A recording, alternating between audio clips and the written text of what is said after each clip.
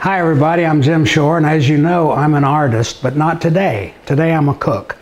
I'm going to show you a very simple recipe since the seasons are right around the corner, Thanksgiving, Christmas, and so forth, and this is the perfect dessert. If you don't have much time, you want to do something quick that's really delicious.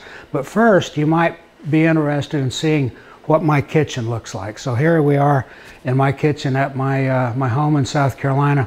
Let's take a little walk around and I'll show you why I love to cook in this space. For one thing, this right here is one of my very best friends. This is a Wolf range. It's 6-burner and a griddle, great for pancakes and everything, and we do that frequently. As we walk around, and we've got my daughter Robin on the other end of the camera. It opens up out here into our pool area, and that's the view of the lake out here. This is a banquette that I built and put in, and this is where the family usually eats. We have a formal dining room for a little bit fancier things and when we entertain guests. But this is a breakfast, lunch, and dinner right here with the family. Okay, now this is a feature that you might consider. This is kind of a DIY project that I put together that is a little bit unique. If you have areas that you want to, anything that you want to hide, like in this case our power panels, you might want to consider something like this. I think it's kind of a unique addition. We've got this great big island here, which is great because you can have snacks on it, or you can cook on it if you're doing a big meal like Christmas or Thanksgiving. There's room for everybody and you don't bump into each other, and you can lay everything out. We also use this sometimes for a staging thing when we have a buffet, when we have people over. Okay, come on in and I'll show you the pantry. This is one of my favorite parts of the kitchen. It's almost like a small kitchen in itself. We've got a sink, we've got another oven, we've got another microwave, this kind of a coffee station here.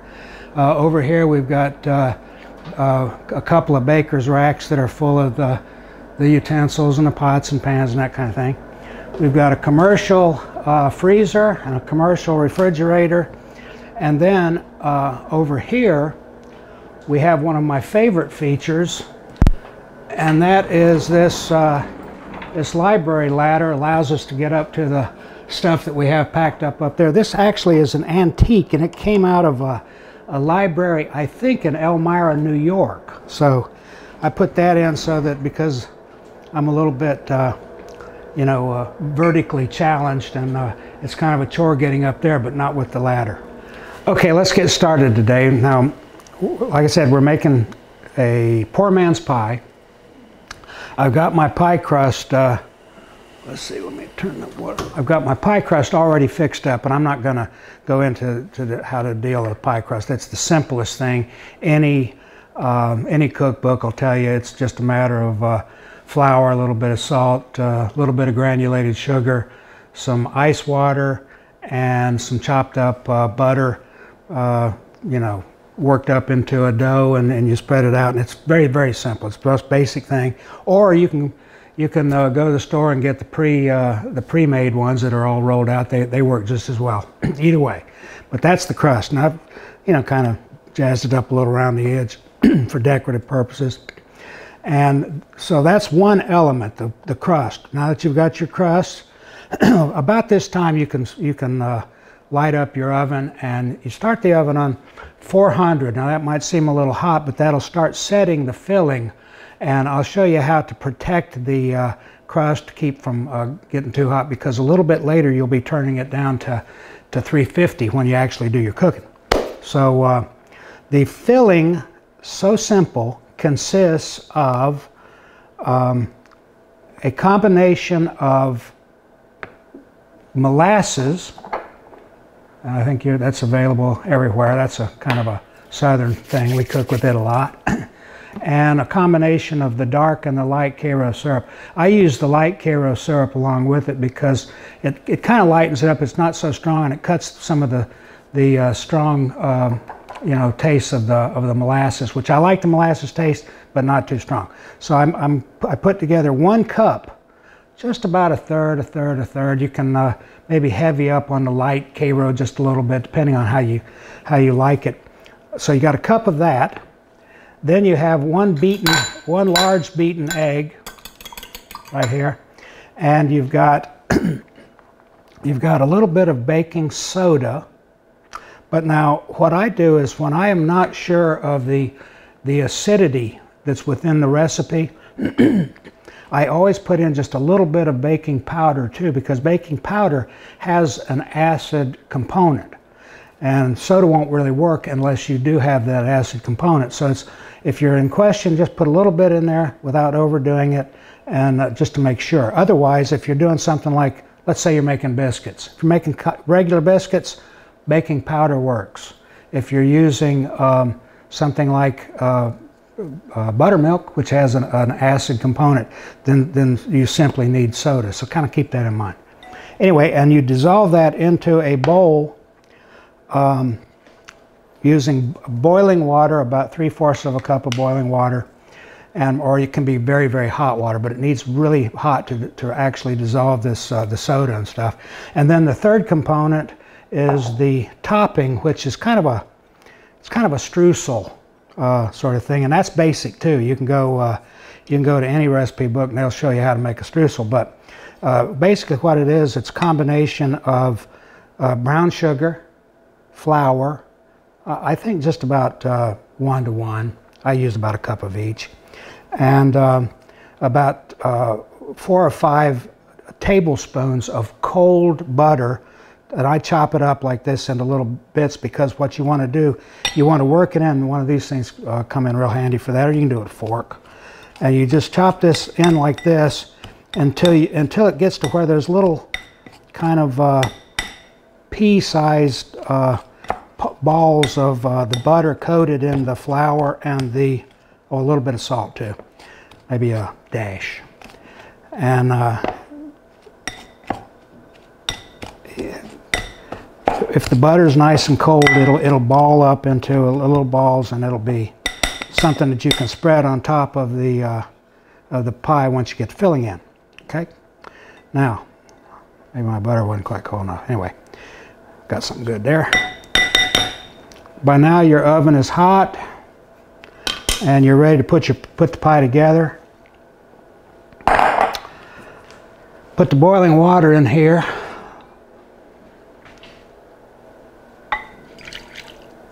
If you're using glass, make sure it's Pyrex so you don't have a problem with that. Put in the baking soda. As you can see, it's working already. You stir in the molasses mixture, or molasses and Karo.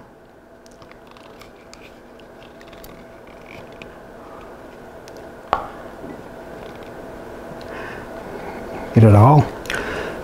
And then you whisk in the egg. Pour that egg in there. Start whisking it. And it just looks horrible, but it's going to taste great. You make sure that everything gets all nice and dissolved, evenly distributed. And if you did it right, you'll have something that looks like this. Okay, there we go. Now, pour that into the filling. Now, it might look like it's a little bit shy of the rim because of what you've used, which is basically a little less than 2 cups in total. But don't worry, because when it starts cooking, because of the flour and so forth that's in the baking powder, soda and whatnot, that's in the topping, then it'll rise a little bit, and it'll come up to the top. So I'm gonna see if I can do this right. And if it looks like the topping is sinking, don't worry about it. It will come up to the top and start fluffing up. Actually, if you did it right, it should be a little drier than this. I think my butter was a little soft. maybe, but it'll work. You'll see. Okay, once that's fairly evenly distributed, you are ready to put it in the oven. Now you're going to put it in the oven at 400 degrees, but you don't leave it that way. You let it cook for about maybe 10 or 15 minutes at, at 400 degrees. That starts setting the filling. At that time, you reduce it down to 350, and that's kind of a normal you know, baking temperature. So put it down to 350, and start looking at it periodically and checking the condition of the crust, because you don't want the crust to overcook during the the baking process. So at about, I'd say maybe 20 or 25 minutes into the baking, you make yourself an aluminum foil ring like this, and just simply pull it out, slide it out of the oven just briefly, and put this thing around it like this so that it covers the crust, and the crust won't be overdone then. Okay. Now, that's all there is to it. That next step is to put it into the oven, and if we'll very carefully bring it over, and this is, I might add that this is a magic oven, okay? And I want to show you how this oven works. I've got it all on and everything. I will put this pie in here, like so. Okay, there we go. It's in the oven and started. I'll start my countdown. 1, 2, 3, 4, 5. And let's see, let me get my mitts because it's really hot by now. Pull it out, and there you go. You got a finished pie. We'll also be taking orders for the magic oven. I'm just kidding. No, this is one that I actually did yesterday just to show you what it looked like when it gets all finished. It'll have a nice filling in there with this sweet, crusty top. Be delicious. That's poor man's pie. That's my mama's recipe, and I urge you to try it. It's so simple, so fast. Kids will love doing it, and it'll be a great addition on your Thanksgiving or Christmas table. So thanks for being with me today. We'll be back again soon. Maybe the next time, maybe we can tour some more of the house. See you then. Bye-bye.